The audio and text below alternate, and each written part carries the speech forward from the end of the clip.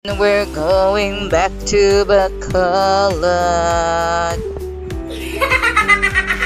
So today, isasama namin kayo sa pangalawang balik namin dito sa Bacolod.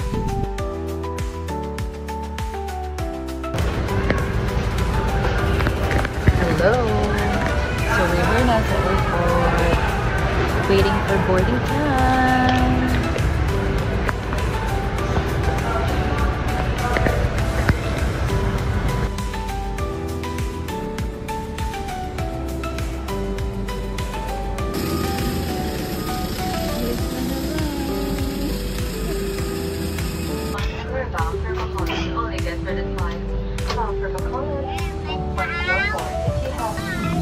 So, 6 nga kaming dapat pupunta dito, kaya lang susunod na lang yung iba.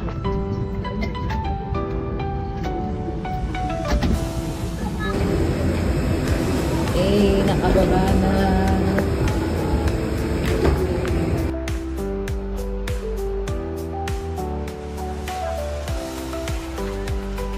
One week na pala nag-uulan sa Bacolod niyan, kaya yung sakay namin sa airplano ay super alog. Talagang nakakatakot. So, bali, susunduin pala kami ng friend namin dito na taga Bacolod at ihahatid kami dun sa Airbnb na nirent namin. So, we're here na. Dito tayo mag-stay. So, One Regis apartment.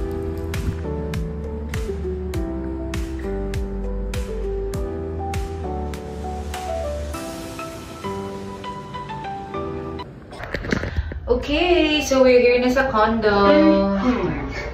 Level 3 na to na?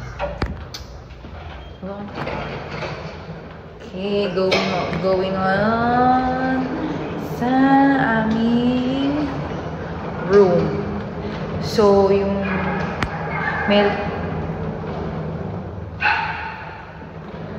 mailbox pala dito ay nasa baba. 3H. So we just arrived. Thank you, Lord. We landed safe. Kahit medyo alog-alog kasi pala 1 week nang naulan dito sa Bacolod.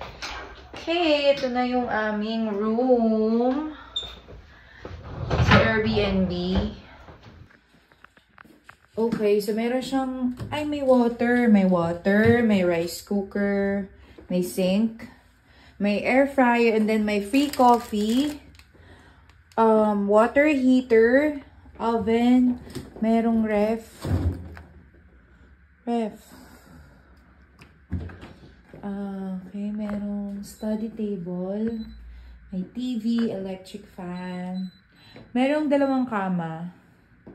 Ito is na fold na ano din siya. Tapos may lagay ng damit, may blower. And then CR. Let's open the CR. May tissue. May shower. Yeah, that's it. May 2 bed. Doon kami.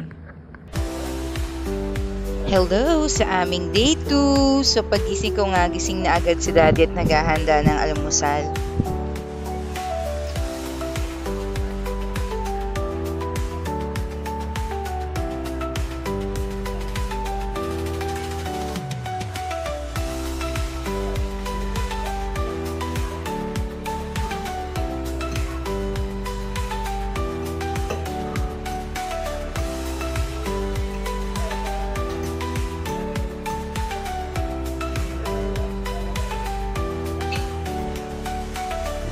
Medyo makulimlim nga at maulan-ulan pa din dito sa Bacolod.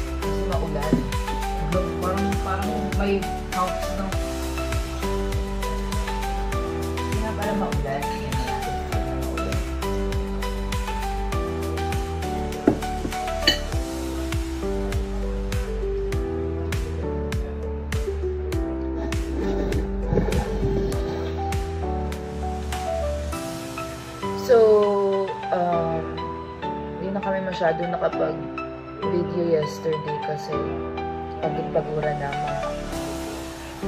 ang mga persons. And, so yun, medyo maulan dito sa Bacolod. Buti na lang, nakapag-ikot na kami dito before. Second time na namin na babalik dito. We didn't know pala na 1 week na palang naulan dito. Kaya pala kahapon sa eroplano, super alog-alog, day. Scary. Tapos pagbaba namin dito, ang lakas ng ulan. And right now, cloudy siya. Buong madaling araw na ulan, beb. Hindi tumigil. Super lamig.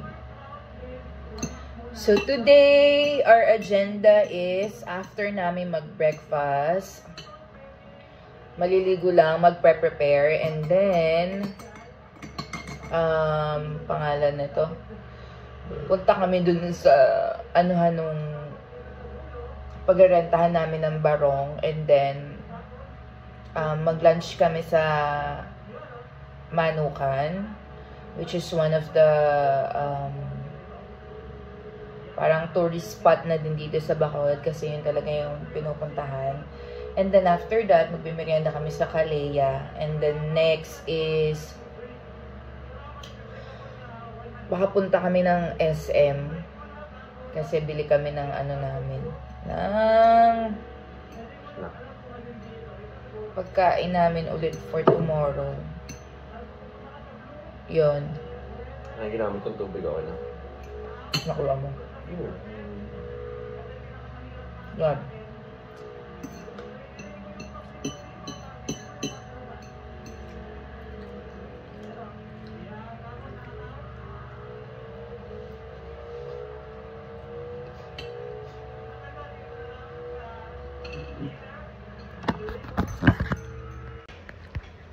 Okay, so we're ready now for today. Putlaan ang peg natin for today dahil nakalimutan natin ang lipstick.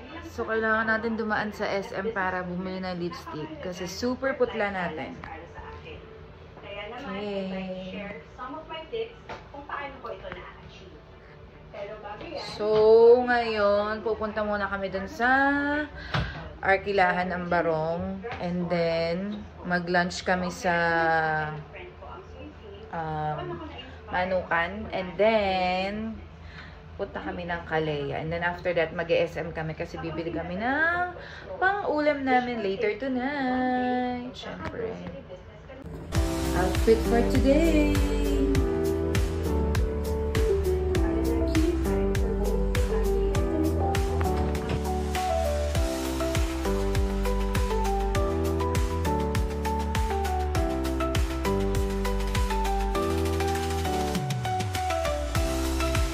So, hindi namin alam kung magta-taxi kami, mag-grab, or mag-jeep.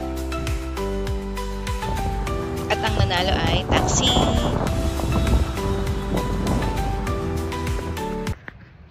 Nandito na kami. Check lang kami ng barong. At may napili na nga si Mayor. So, bali, nagpunta kami dito sa Bacolod kasi atin kami ng kasal ng friend namin. So, naimbitahan kami dito. Kaya, eto, nag-check kami ng barong kasi ako meron na akong outfit. So, if gusto nyo mag-rent ng mga barong or bridal gowns, meron dito sa may kahabaan ng Lacson. That's Say Yes Bridal Shop. Mura yung kanilang rent ng barong at gowns. First time magbarong. Sa Bacolod pa. Iniwan muna namin yung barong na nirentahan namin dito sa may shop. And then, babalikan na namin siya after namin kumain. So, ngayon, sumakay kami ng jeep papunta din sa may SM sa may Manukan. Kasi doon na siya naka-locate ngayon. Okay. Sumakay kami ng jeep. Sumakay kami ng jeep. Tapos, dito na kami sa SM. Lakad lang kayo papunta sa Manukan. Kasi doon kami mag-lunch. Then after nito, papasok kami sa SM para Bibili lang kami ng pagkain namin para mamayang gabi. And then, diretso na kami sa Calleja.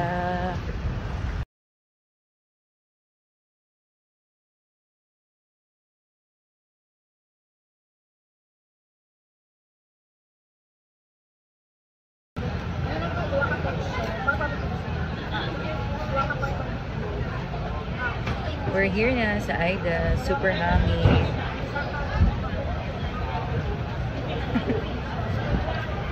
Tagal ng order.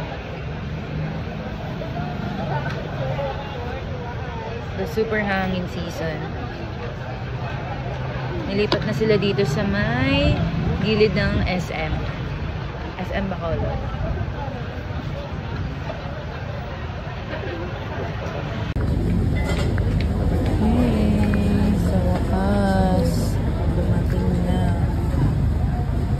Gutom na ang person. Gutom na ang persons.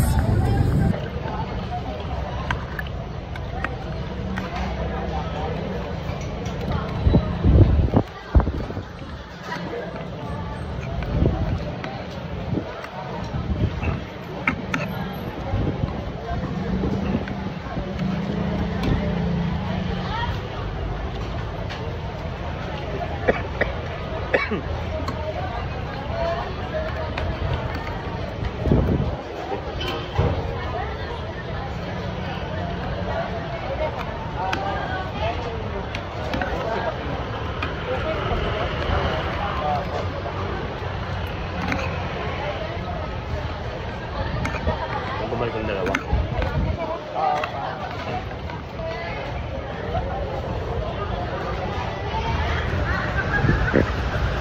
Hey, na kami sa aming lunch. Naghintay kami ng 1 hour. Punta lang kami ng SM muna.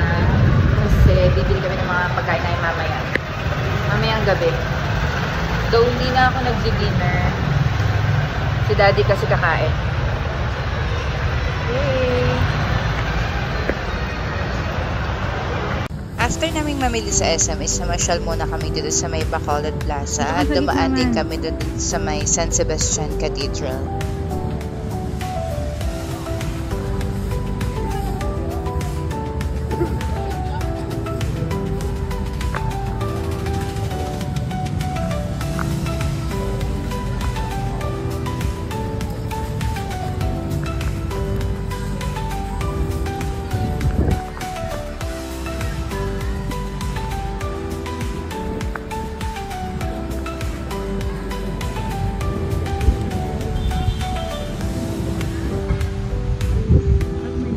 Ay, yung ano pala yun.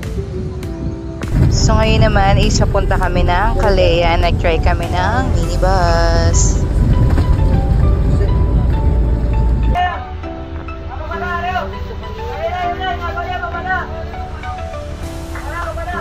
Going to Calleja. Okay, we're here na.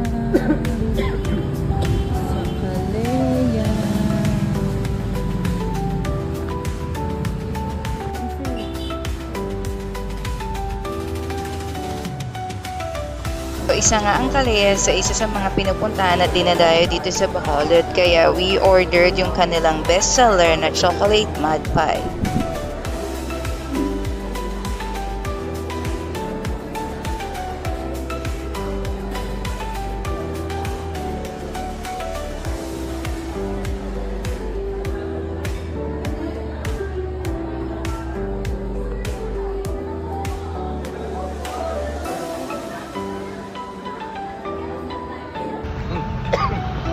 Hey, tapos na kami sa Calleja. Next, pupunta kami sa dun sa pinag-arkilahan namin ng barong. Kukunin na namin and then uuwi na kami. Kasi medyo makulimlim yung panahon. Baka abutan kami ng ulan. Wala kaming payong. Walk-walk lang ang peg ng mga persons. Tapos, pagdating dun sa kuhaan ng barong, tanong namin kung magkano papuntang 100 Regis, pabalik dun sa condo. Man yung wallet? para tricycle na lang kami.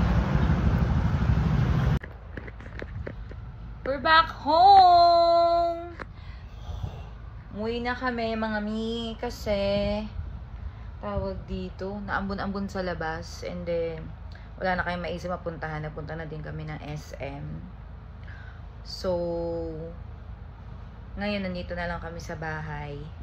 And then, wait na lang namin sila Noel and Edmir tomorrow para sila naman yung kasama namin mag-ikot. So, today, nakakain kami sa Manukan, kay Aida's Manukan, kay Aling Aida. And then, sa Kalea, nag-take out pa kami nung bestseller nilang chocolate mud pie. Tapos, ano na din kami, supermarket. Bumili kami ng, ano namin, ang tawag dito?